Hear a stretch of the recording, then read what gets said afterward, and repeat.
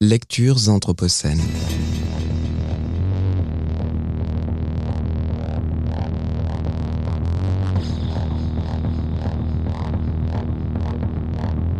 Lecture anthropocène.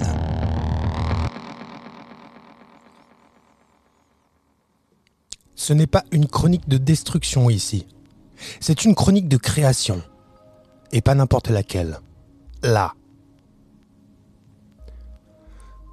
Je suis à la fenêtre et j'écris dans ma tête. Tout fait comme d'habitude. Une 305 cherche un abri pour la nuit. Une jeune fille masquée traîne sa valise à roulettes.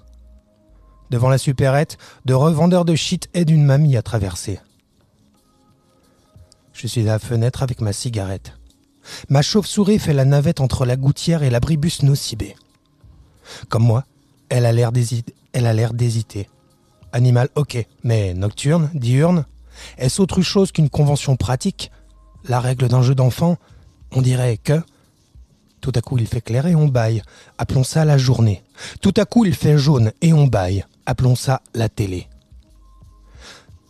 Mon biotope à moi, c'est le manque de sommeil. Le jour, je râle, marche, fouille, trime, nourris, ouvre des portes, frotte mes mains au gel hydroalcoolique, assiste à la naissance d'une science nouvelle. La nuit, je lis, scrolle, dors, pisse, éjacule, et parfois, j'insomniaque. Sors, étudie. Chaque fenêtre une histoire, mon champ de recherche, mon vice. À traîner comme ça par les rues, j'ai vu des milliers d'individus regarder la télé, agiter sur iPhone des pouces exténués, étendre du linge, s'engueuler. L'étudiante du 2 bis a une serviette sur la tête, Dieu sait à quoi elle ressemble, mais j'adore les photons qui rebondissent sur elle. Un peu plus loin, le square me rappelle les étendues sauvages. Ces poubelles sont pleines. Le halo des enseignes les rend presque vivantes. Ça gratte là-bas, comme ça gratte en moi.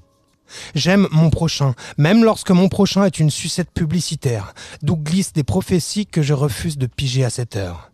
Sephora, BetClick for Roses, Banque Alimentaire, Charal, Unibet, Orange, Princesse Tam Tam, et leurs résidus, qui tous étendent la main devant le Monoprix. Animal de tous les pays, à qui rapportez-vous du pognon la nuit? Langoureusement, aux vendeurs de literie, anxieusement, aux éclairagistes terroristes, magiquement, aux producteurs de franchises de fantaisie, pâteusement, aux limonadiers au bord de l'asphyxie, aventureusement, aux fabricants de sextoys connectés, boulimiquement, aux lutins porte-torches qui vit dans mon frigo, compulsivement, aux showrunners d'HBO, mélancoliquement, aux pianistes polonais tuberculeux, aux labos qui nous comblent de benzodiazépines, aux PDG du numérique, aux camgirls thérapeutiques pour grands timides, aux mafias des piles jetables. Le spectre des LED, on dit comme ça, spectre, me met en confetti. Plus de rouge que de bleu, paraît-il. Moi, je ne vois que de l'orange. Une baffe d'orange qui mange les arêtes, suçote les bruits suspects, et de petits coins d'ombre pour lui faire la nique. Un transformateur électrique, un conteneur à verre, une borne de recyclage, un platane, un immeuble en démolition. Sirène au loin. Quelques secondes, la nuit est bleue. Des flics en migration. Puis, entre deux moteurs, silence soudain. Froissement. Un soupir. Juste au coin. C'est le moment de sursauter au bruit de ses propres pas, de se demander qui, juste là, travaille sa consanguinité. Je ne connais pas les noms, ni les latins, ni les vernaculaires.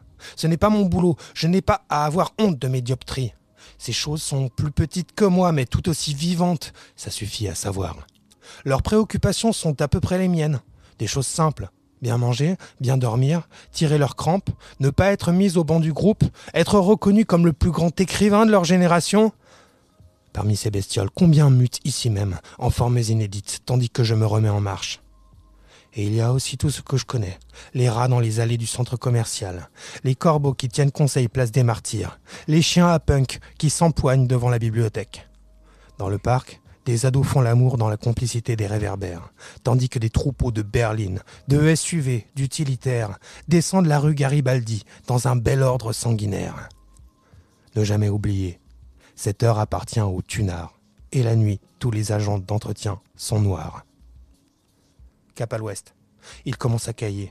Mais Dieu merci, ici-bas on peut acheter de l'alcool jusqu'à 2 heures. Suffisant en novembre pour revendiquer ce flou baveux comme un truc à soi, qu'on aurait créé d'un seul mot. Magnifique. Le monde est magnifique. Les rues sont magnifiques. Lampadaire sur le nez, me voici bêtement, béatement, trivialement biblique. Et le ciel étoilé a un sans-papier qui passe incognito, la tête dans les épaules, rejoindre une tente sous l'échangeur de lacette, tandis que des étudiants bourrés filent à 3 sur une trottinette.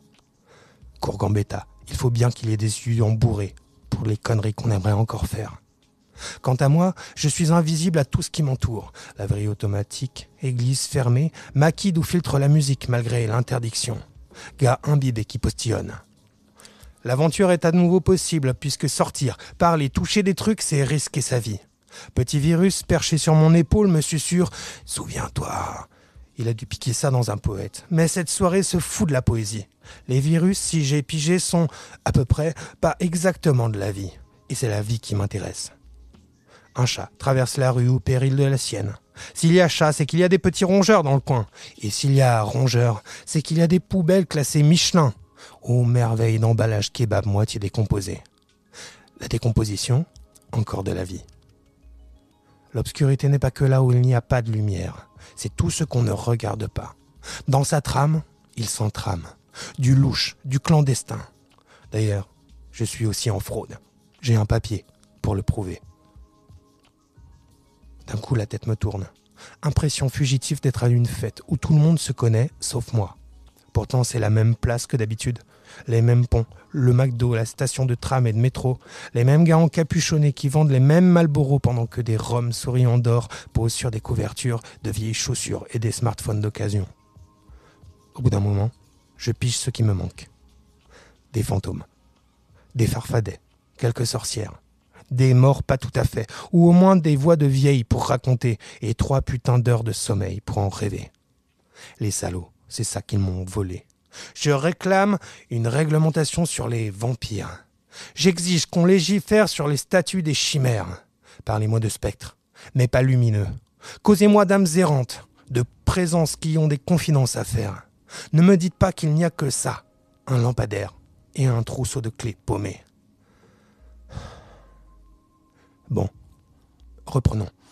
Au début, il n'y a rien, puis Dieu dit. Un peu plus tard, Darwin s'en mêle et ajoute « Puis des armées de chercheurs bénévoles refont la Terre à plat derrière des écrans LED. Des LED, toujours des LED. » C'est l'instant où tout peut vaciller. Je suis au bord du fleuve, face à un hôtel transformé en galerie marchande de luxe, scandaleusement éclairé depuis qu'on n'y soigne plus rien. Au-dessus, la colline. Patte en l'air, un éléphant en pierre cause encore de lumière. C'est fou ce que cette ville voudrait qu'on lui associe ce mot, lumière, comme si ça devait la parer de toutes les vertus à l'international. Et nous, c'est de plus en plus difficile, mais on trouvera toujours un coin d'obscurité pour exister, en douce, comme une touffe d'herbe s'acharne à craquer le bitume. Mais c'est assez pour ce soir. Je rentre à mon couloir écologique en bon petit métazoaire. Je saluerai pour vous mes mythes alimentaires. C'était Grégoire Damon avec un texte qui s'appelle, on dit comme ça, Des spectres, publié dans la revue Dépli avec l'école de l'Anthropocène. Merci beaucoup.